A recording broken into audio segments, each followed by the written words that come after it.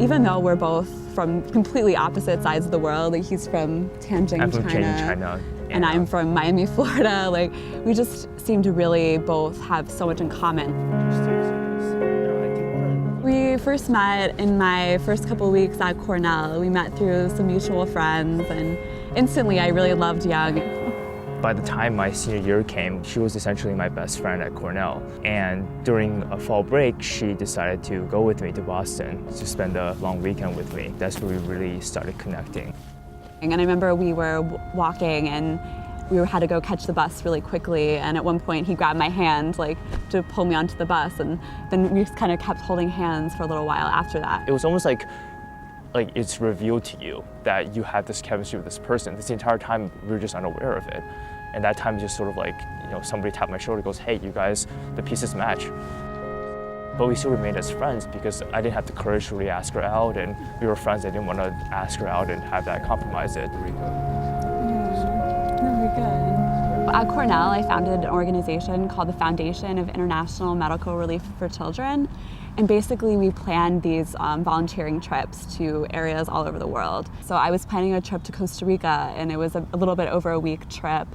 And right before we went, there was an earthquake near where we were going to be staying. And so there was a lot of people who were injured and sick from the earthquake. And when I was there, I think I may have caught some sort of virus. She came back from Costa Rica, and I took her out to a restaurant. And immediately I noticed that there was something wrong. She didn't touch her food at all. When she got home, her fever was spiking, and she all of us seemed very, very sick. So I ended up taking her to the hospital. They kept her there. They took a lot of blood. They kept doing all these different tests.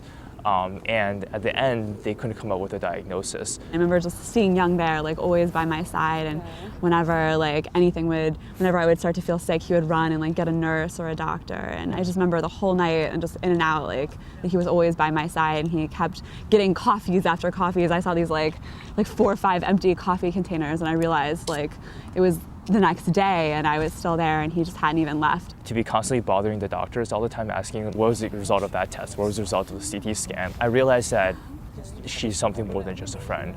And I realized this entire time I was suppressing my feelings for her. So I knew that this is the time, this is sort of like my wake-up call, like you have to ask her out. And she told me that she was afraid she won't get better, and I told her, you have to get better because I want to take you out when you get better. So it was very good inspiration to start feeling better. And then in the next couple of weeks I did get better, and that was when we first began dating.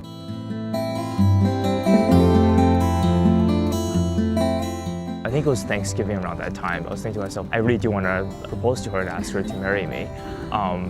The actual thought of being with her forever was that day in the hospital, but the whole plan for proposal, well, that was around Thanksgiving. So then it came, okay, when is the right time to propose?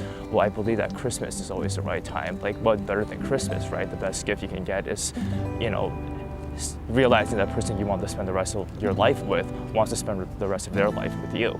And I wrote a poem to her. You wrote a sonnet. I wrote a sonnet, actually, Shakespearean sonnet.